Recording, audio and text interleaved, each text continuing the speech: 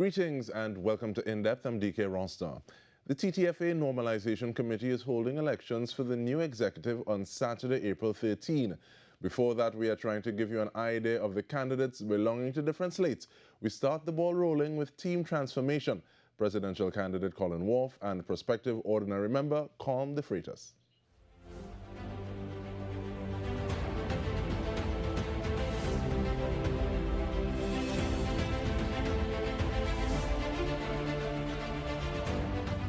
Thank you very much, gentlemen, for making the time. Now, I know that coming to elections, you usually hear rumblings about different individuals, and I know that some people may be asking, but wait now, this Wharfe fellow, he just wash your foot and come? So start off.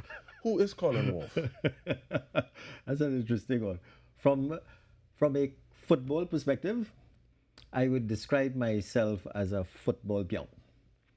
I started playing football. I was one of the first people that got involved in the Alcon's coaching school. Alvin Cornell worked at the university. My sister was his PA, and I was a little brother. So we got introduced, and he invited me to his club, his academy. But I grew up in a neighborhood in St. Joseph where I had basically half the national team. Marlon Charles, Ken Hodge, Steve Darkhorse Pierre, the list is endless. And I found that natural, wild environment more akin to my liking.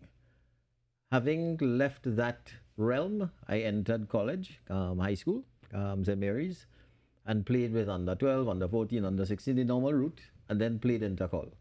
My biggest regret is that we lost in the semi-final or quarter-final to Tranquil on a 90th minute goal, and I don't forgive my defender for allowing that to happen. After that, I entered professional life because my parents, because I grew up in an era where playing sport was not something that was desirable. So I played football when I didn't have academic or other work to do. So somewhere between my studies and my entertaining football, I started playing football with Caledonia AIA. We played in the East Zone, and the biggest accolade in that regard is that I think it was 89 or thereabouts. We played unbeaten in the East Zone and were supposed to be promoted to the National Zone, and then there was the coup and all the issues surrounding that. In addition to that, I played in all of the minor leagues down in School Street and Carenage, out in the East and Sao, etc., etc. So that's my football stuff. Once I started working full-time at one of the big professional services firms, I didn't have the time to engage in that, and I became a sweating champ with every sweat match team that I could find. So right now my current squad is top cops. So that's the pure football side. In terms of football administration, I worked with Sky as part of their administration in terms of guiding teams through the Republic Cup. So I was the coach, for want of a better word, of the championship team in under 14. I was the manager of the team on tours to the Dallas Cup and other tournaments in the US. That arrangement came to a close when my child felt he needed greater competitive activity, so he went to Club Sando. He played with Club Sando for X number of years. I was the manager of the team, and during that tenure, they won the Youth Pro League. They did knockout competition, the Big Six, and they won the league 1 year and were runners-up the following year. Following that, so during that time, I was the assistant manager. I would be on the bench writing out substitutes and so on. And it looks as though that you're used to a level of success on both sides of the ball, both on and off the field. And that point you made, looking at the difference between a hobby and a profession, is something that we'll get into in a little bit, hopefully. Okay. But Mr. DeFreitas, give me a little backstory on you as well, thanks. Yeah, sure, no problem. So I left St. Mary's in the late 90s after playing there on a football scholarship to attend university in Florida. Got a couple of degrees there and started, after 4 years of playing, I stayed on as a coach at university and then also at several clubs in the area. So that's where I started my coaching. My passion is really on the youth development. That's where I spend most of my time. So I've been back in Trinidad. When I came back, most of my football playing, administration, everything is with Queen's Park. I'm a member there longer than I'm not, 30 odd years. And so I was a player through those Super League years until I sort of, gave up serious playing and just resorted to, as Colin would say, sweating. And then I moved on to the administrative side at Queen's Park, where I was the chairman of football for many years, responsible for the teams in the Super League, the teams in the North Zone, the women's team. And then also we founded the Queen's Park Academy in the last 12 years or so, which is one of the larger academies in the country where we do youth football from ages 6 to 18, basically. So that is sort of my brief history. And looking at that brief history and extrapolating to the question, so why decide to be a member of the slate under the presidential candidate Wharfe? Right. Well, when Colin called me to ask me if it was something I was interested in, I hadn't really given something that is much thought. But I knew Colin.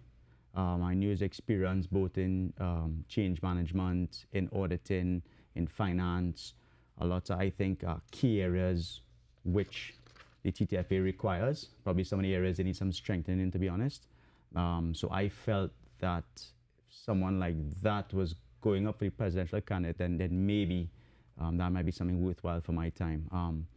Obviously, I have a focus on the youth side of things, which is important for me.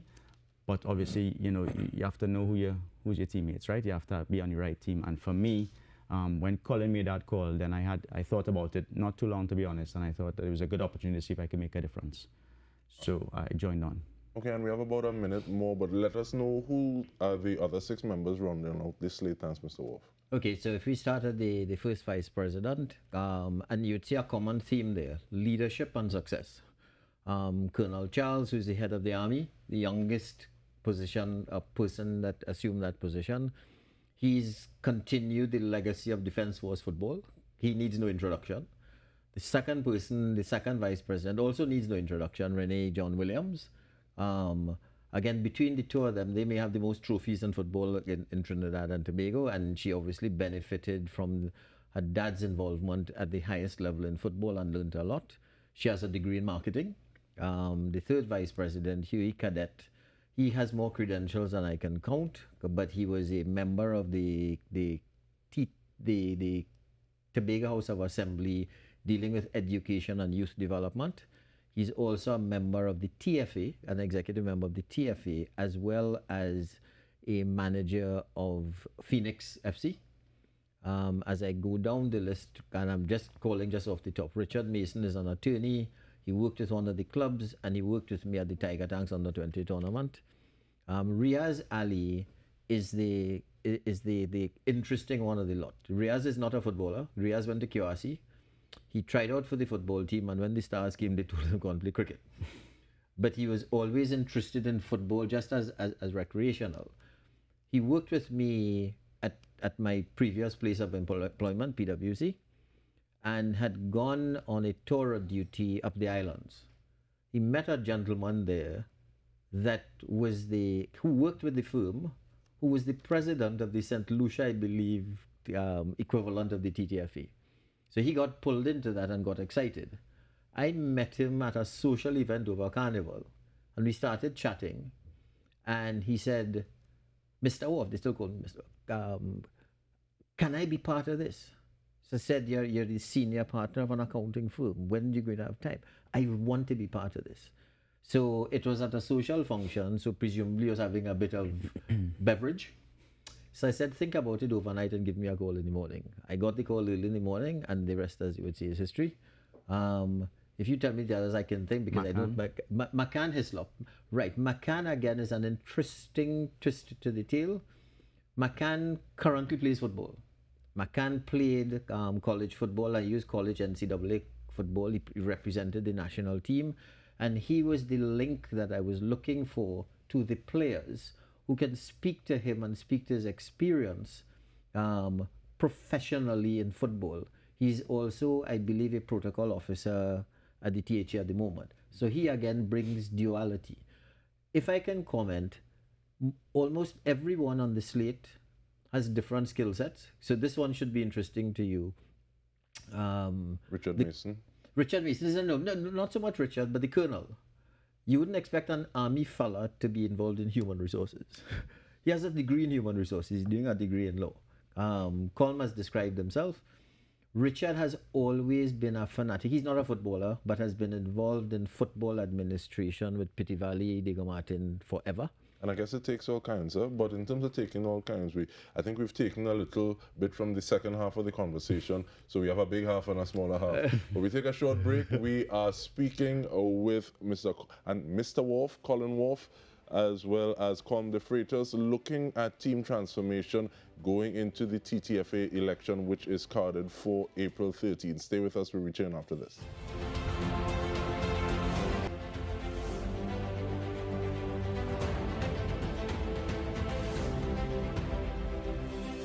Welcome back. We are having conversation with members of Team Transformation, presidential candidate Colin Wharfe, as well as prospective ordinary member Colm DeFreitas. And Mr. DeFreitas, there are the cast as I've heard, the slate as I've heard it, a lot of heavy hitters, people who have done things in their own right, but it's not just but other slates have heavy hitters as well. It's not the only Colin who is who's trying to make some noise, as some people say, on the 13th of April. So why team transformation?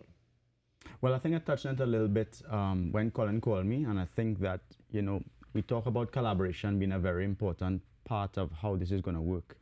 I think, the job is a big job. The job requires a lot of people, not just this 9-person slate, but I do think that the person at the helm is an important role. And so really when Colin reached out to me, I think there would be very few people who I would have signed on with, because I think the requirements for the TTFA are very specific to build upon what has been done so far and continue it forward. And I think that because he fit that bill, and as I said, so many things that is very systematic, change management, process oriented, I think those are really key things that the TTFA requires at this time. So really I think that pretty much is the main reason. I met a lot of the state members, to be honest, so really that's my boss, and I can follow them in basically. And it's interesting that I see individuals from a lot of areas where you look at facts and you have to look at things objectively. Is it this or is it this? And then feelings have a place, but they're not necessarily at the top of the totem pole. Who's dealing with accountants, who's dealing with, but you still have that human touch and that human element, so there are individuals who can relate and have that cachet, so that this person played at the highest level, so that, so all of these are being able to pull from. Was that something that you really wanted to, or let me ask it differently, was it that you were looking for individuals, or was it that you were trying to craft the team when you were going forward? The latter. So I was looking for competency and track record as my driver.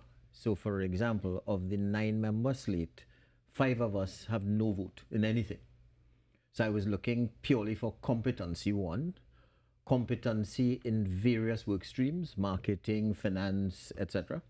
The other thing was an age range that starts planning for succession. There was a statutory requirement to have a female, and a statutory requirement to have a person from Tobago, a qualifying person from Tobago, and the qualification was you either are a member of the TFA or a member of one of the Tier 1 or Tier 2 teams. We ended up with 2. That was not by design, that was by accident. So some of the folks I had known, I interrogated their interest, and a couple of the others were recommendations from people that just seemed compelling. And when we had the conversation, like McCann, for example, it didn't take an hour. So he said to me, are you a snake oil salesman? But if you're not, you're very good at it. And he signed on. The other thing which was very important to all of us was culture. So you had intelligent, competent people that were, let's just say, not focused on team, but focused on self a little bit. And every member that was added to the core was introduced to the other members to make sure that they felt comfortable. And if they did not, we changed course. Because this job, as Colm said, is a heavy lift. And without that comfort, you are going to be dealing with, as you say, those personal non-core issues that just take too much time So we think we've got a great group of people with the competence and the cultural fit to move the chains on this project. But in terms of moving the chains on the project, and I want to ask you this, please, Mr. DeFreitas, you stated you're very overt in the fact that you are about youth development. How do you marry trying to get that transformation possibly now? Because we love an instant gratification while setting the foundation to say that, okay, well, it matches or is locked up with that succession planning that Mr. Wharfe has spoken about. Right, so basically, I guess, when I'm taking anything like this, and it speaks to this a little bit in the manifesto, there are some immediate things that have to happen immediately. Youth development, by its very nature, is not short-term, right? It's a long-term development plan. So, and you'll see it in the manifesto, we have some things immediately. Article 8 is, we have World Cup qualifications starting. Those are immediate things that have to happen. There's also some very good stuff happening in TTFA right now that needs to continue, and so we want to make sure we continue those. So while those are happening, you also have to start now. That's immediate. You have to start now with your medium and your long-term plan, which is where the youth development side of things comes in. And I think that we have to start now looking at things such as a common calendar or a coordinated calendar. I think is probably one of the most important things that we need here in Trinidad, especially at the youth level. So those are some of the things that I'm interested in to see, can we get some traction on while the immediate things are being addressed. And in terms of those immediate things, what are some of the things that you want to start with in terms of hitting the ground running if you are chosen? And I say that within the context of the fact that we have about 2 minutes. Yes, right. So the first one is Colm referred to Article 80. Article 80 has to it deals with the regulatory environment throughout the TTFA, not just at the top level. There is a 1-year statutory requirement in the statutes that say that has to be finished. The second one is the senior men's national team, focused primarily on the World Cup rather than just the short-term beating Canada. Because if they don't beat Canada, there's still a World Cup to play for. The third one is to begin the distillation of all of the wishes of all of the members. So we've gotten up to about 8 or 9 members this week, and each one says, I would like. We've listed them out, and we are going to work with someone objective and competent to basically distill priorities. The last one that I'll mention, and there are a couple others, the last one that I'd mention is that when you look at the audited financial statements for 2022, there is a gap between expectation and ability to execute. How does that gap get closed? We've got some very specific propositions, not made public yet because we are in conversation with the government and a number of people, and I wouldn't like to get ahead of my skis. Those are some of the really big ticket items. There are a couple others. If time permits, I can continue. Share 2 more things. Okay. The last, the one that, if I can just pluck it out here because I've got it in my folder, and you can see our manifesto actually exists. First, priorities.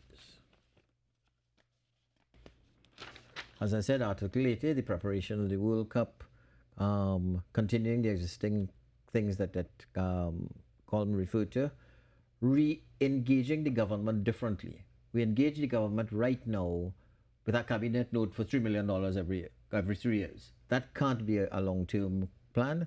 A deep dive into the financials, understanding the budgets, understanding the obligations, because there's still a BIA that is in existence, which needs to be paid off through the annual funding coming in from the FA. Implement measures towards institutional strengthening, i.e. making the TTFA more robust and its member entities more robust, because they're not at the moment. The other two, working with experts, as I said, to fine-tune the priorities and order them for us. And the last one, which I guess is very important, is at the end of the last TTPFL season, FIFA engaged a third-party consultant firm called Portas to work with us on remediating 2023 to make us get a better 2024. That remediation moved from a remediation for the next year to a 4-year strategic plan. We spent 4 months doing that with 26 genuine experts, people that ran La Liga, EPL, World Cups, etc., etc. The only commitment that they require from us is that we've invested the time, you better execute on it. And they have a timetable of actions from 2024 through to 2027 with iterations as we move along. Those are the real biggies from our perspective. Thank you for that. Now, we're out of time, but quickly, Mr. DeFreitas, where can people see this manifesto to kind of avail themselves to say, okay, to make better informed choices on who it is they want to see at the helm of the TTFA? Yes, so we have an official copy. I guess it will be released via Rene or someone from the team. I guess that has to be coordinated to ensure that it is in one central place everybody can access. So I don't know, Colin, we have a time frame for when it will be released publicly? So the approach that we are taking is that the conversations with the media, so the priority is to have conversations with the clubs and the members. Okay, and I guess Renee is good because she's the one who has the marketing experience as well. Yeah. But just let me finish because it is important. Each meeting that we've gone to, someone has a new idea. So this gets updated literally after each meeting. So I guess we'll be looking out for that. So what we are hoping to do is to issue snippets. So the list that you got of the candidates is page 3 or page 4. All right, we are going to be we'll be releasing looking for some more of those snippets. Yes, so thank you very much, absolutely. Colin Wharfe and Colm DeFreitas. Thank you. And on behalf of the entire TTT News team, I'm Dike Rostant. This has been In Depth with me. Thank you so much for joining us.